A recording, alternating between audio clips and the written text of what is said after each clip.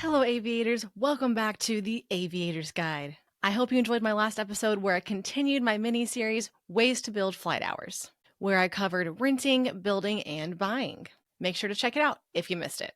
While I do have more ways to build flight hours to get out to you guys, and I will get those out to you, today let's go over how to properly fill out your logbooks, whether you use paper, electronic, or both.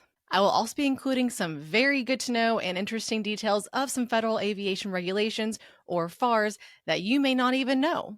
While I know you all probably most likely have your instructor fill out your logbook for you after your lessons, I know I did, it's really good to know how to do it for yourself. Because believe it or not all instructors are perfect. So this is a way that you can just double check their work. If you need a logbook, then you can get them on Amazon, or you can go to mypilotstore.com, and that website has just about everything you could ever possibly need to get your aviation journey started. And yes, of course, like I mentioned before, you can go the electronic logbook route. I personally prefer redundancy, so I not only have a paper logbook, but an electronic logbook. I started out with a paper logbook, of course, like most people do, and then I added the electronic logbook somewhere around 1100 hours. I fully recommend that you start logging electronically well before that, because it takes a lot of time to backlog all of it. Regardless, you're definitely going to want an electronic logbook, because when it comes to applying for jobs, it's going to be a huge time saver in totaling up your hours. For the electronic logbook, there are a bunch of different versions out there, most of which cost money, obviously, right? But if you have a ForeFlight subscription that you're already paying for, guess what? It comes with a logbook in there. Along with all of your lessons, you can also get all of your endorsements signed off in that ForeFlight logbook by your instructor. Besides ForeFlight, there's Log 10, there's Excel Pilot Logbook, Logbook.aero, that's AERO, Logbook Pro, lots of other ones, and then the one that I personally use, myflightbook.com, which is, get this, free. I know that you all flight students out there love free. I haven't had any problems with my flight book, and it also has an app version as well as the website version. When it comes to paper logbooks, not all of them look the same when it comes to the layout. For choosing your paper logbook, I personally prefer Gleim, Gleim. I put the link to that logbook in the show notes if you want it. And as I point out to you why I like the Gleim logbook, we'll be segueing right into how to properly fill out your logbook. And as I go along, I will be referencing the paper logbook, but the same concepts apply to the electronic one as well. Now, when looking at the Gleim logbook, there is a section on the top that says Instrument with subsections of Actual, Simulated Hood, and FTD or Simulator. What instrument really means is time you are flying without any visual references and solely relying on the instruments in front of you. This instrument time is known as operating via IFR, or Instrument Flight Rules, in IMC, or Instrument Meteorological Conditions. And this is where the fun flying comes into play, in my opinion. Looking at the first subsection under instrument, the actual time, is time that you spent flying actual, real-time IMC in the aircraft while operating under IFR. The simulated hood time under instrument is time you spent flying in the actual aircraft under simulated IMC. This generally happens when you are with a safety pilot or a flight instructor, and you'll be wearing some sort of view limiting device like blockles or foggles, and are operating under VFR or visual flight rules. And during this time, it's the safety pilot's or the instructor's responsibility to see and avoid traffic, as you are supposed to be looking at your instruments. Lastly, the FTD or simulator time under the instrument category is time that is spent inside of a simulator such as an FTD or flight training device, or an ATD, aviation training device, where the outside conditions are simulating IMC. Once you get out of flight school and start looking for a job, the ones that they really care about are the actual and simulated time that are in the aircraft. However, the FTD and simulator instrument time can still be helpful, so don't count that out, and let's go over that. If you are looking to get your ATP certificate to go to the airlines or fly for a 135 company, you will need at least 75 hours of instrument time, and up to 25 hours of that time can be done in an FFS, full flight simulator, or FTD, flight training device. And if you're in a Part 142 training program, which the vast majority of you probably are not, you can use up to 50 hours of your FTD or FFS time towards that 75 required hours of instrument time. If you're not really sure what type of simulator yours is, I included a link in the show notes with details to tell you what kind of simulator you have been using. And also another link in the show notes to tell you the differences between each of those types, such as the difference between a BATD and an AATD.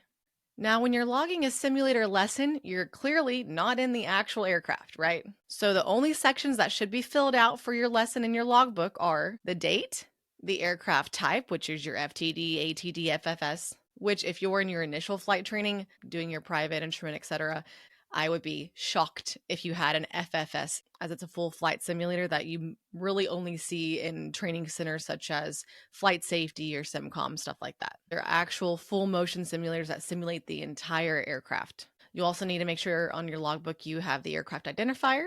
So if it's a Frasca, Redbird, Mentor, whatever it is, the number of approaches you've done for instrument, the type of approaches that you did for instrument, if you want to include that, and then your flight simulator time, if you have that flight simulator time section in your logbook. And then that's it. No PIC time, no flight time. That's it. The second reason that I prefer the Gleim logbook is because of the cross-country subsections. I know it doesn't take much to make me happy, although I doubt my husband would agree with that. So there are two subsections to the cross-country section, and that is all and over 50 nautical miles. Not all paper logbooks have this distinction, and let me tell you why it's important. According to FAR 61.1, the definition of a cross-country flight is a flight that is completed by a person who holds a pilot certificate, completed in an aircraft, involved navigation systems such as dead reckoning, pilotage, radio aids to the destination, and that has a landing at a location other than the point of departure.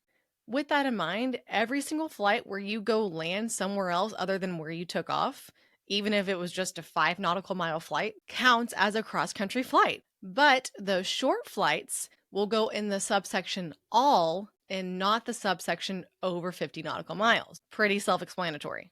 Now you may be thinking, why does it matter if the flight is over 50 nautical miles? Man, you are such a forward thinker. Outstanding question. Well, if you head on over to 61.159, the link to which is in the show notes, and take a peek at those requirements to get your ATP certificate, you have to have 500 hours of cross-country time. But Holly, you just said I just need to do a hop and a skip and a jump in a 5 nautical mile flight, and that counts as cross-country time, right? Wrong. Even though it's not specifying it right here in 61.159, it means you have to have 500 hours of cross-country time for flights that are over 50 nautical miles.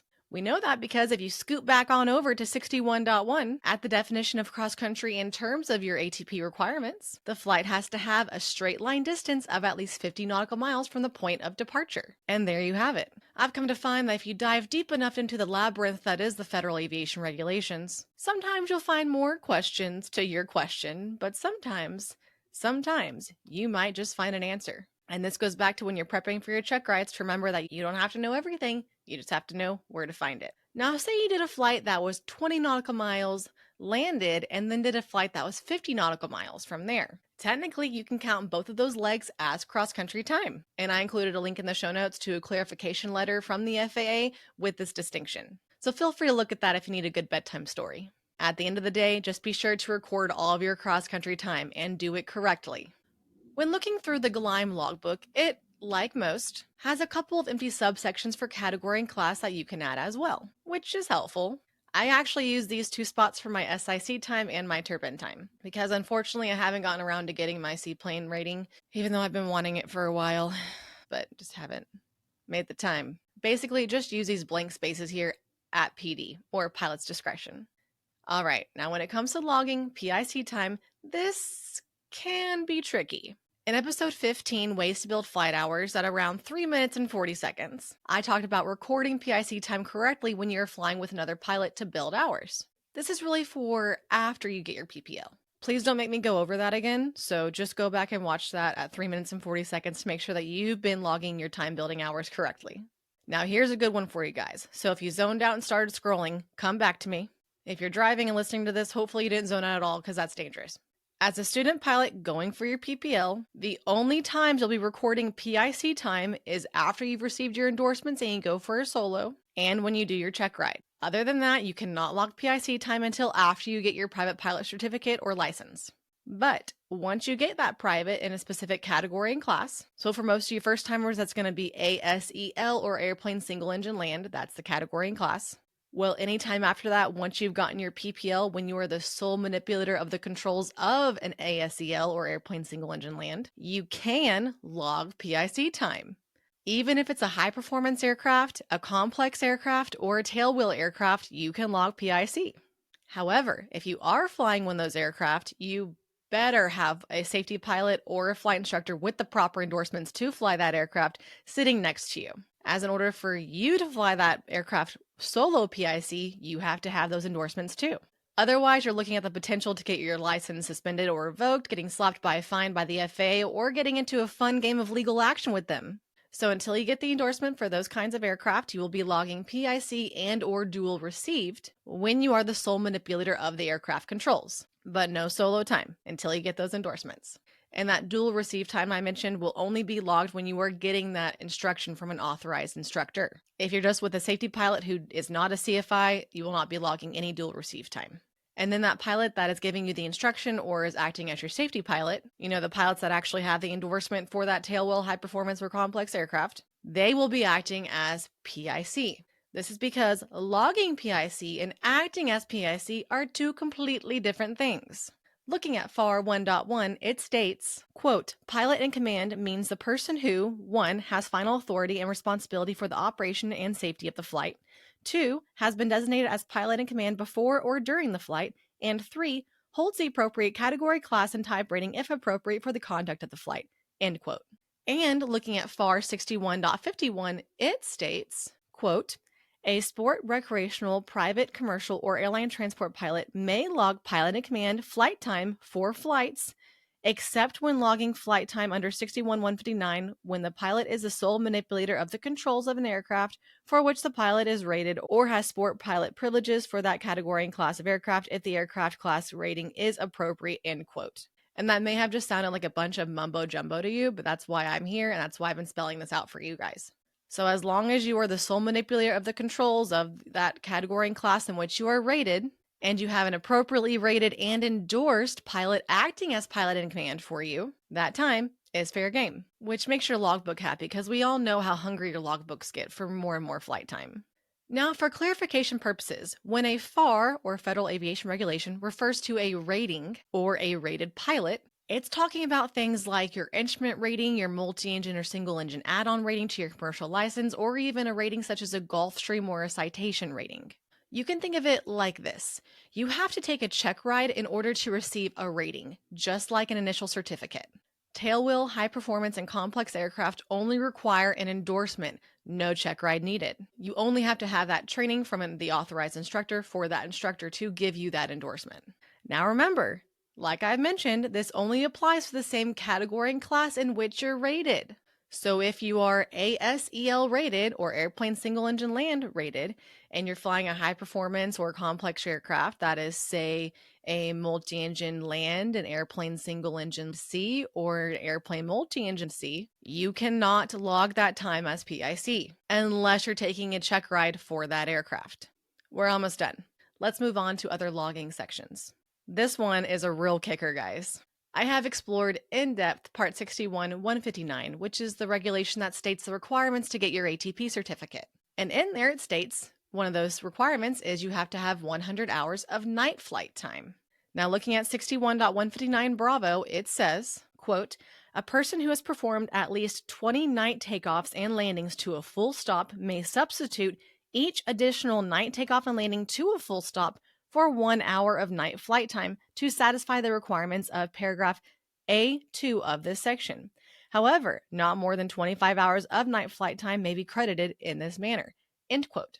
Meaning if you have 40 night flight landings to a full stop, you can remove 20 of those full stop night landings from your logbook and convert them into 20 hours of night flight time. What?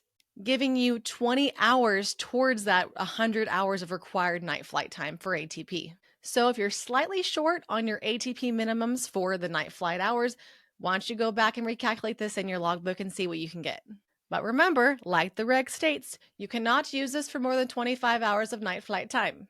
Fun fact, there are technically 3 different versions of night in aviation that require different things. And that I'm going to talk about in the Aviator's Guide first ever ground lesson. Hey-o! So look out for that because it's going to be good. Okay, so when it comes to the paper logbook, you won't always see a section for ground instruction. And that's because if you remember from my previous episodes, there's no required amount of ground instruction needed for Part 61. And Part 141 has a detailed syllabus approved by the FAA that states what each lesson has to cover for the ground training. So there's no need to keep track of any ground training for Part 141 schools. If you're doing Part 61, though, there is a section in the back of the paper logbook for your instructor to specify the subject matter and the date that subject matter was covered. This is really helpful to show or really prove to the DPE that you have covered all of the FAA requirements to get that rating or certificate. The last tidbits today about your paper logbook are don't forget to sign every page of that logbook, especially before your check ride. And it's helpful for you to finish filling out the year at the top left corner of that logbook. And when instructors are signing your lessons in your paper and electronic logbooks, they have to make sure the length of the lesson is included, as well as their name, their certificate number, their certificate expiration date, or the recency of experience. And that one is a new ruling as of December 1st, 2024, as there will no longer be new flight instructor certificates issued with an expiration date. You can check out 61.197 for more of that. And lastly, they have to include the type of flight and/or ground instruction completed. If you're Part 141 school, they'll probably just list the lesson that you did that day, as that lesson states in the syllabus what all was completed that day. But if you're Part 61, you need to spell it out. Steep turns, turns around a point, etc. Well, there you have it. I hope you guys feel more than efficient now to fill out your logbooks correctly. And if you guys have any further questions, comments, tribulations, or praise, please let me know. Now, on top of being an awesome pilot and diligent logger of your flight time, don't forget to like, subscribe, rate, review, and follow my show. Thanks, guys. It is the holidays after all, so show your fellow pilots some love. Speaking of that, Merry Christmas, or Happy Kwanzaa, or Happy Hanukkah. Happy holidays in general, you guys. You are all amazing. And if you're in the Northern Hemisphere, stay warm if you can, and I will see you later, aviators.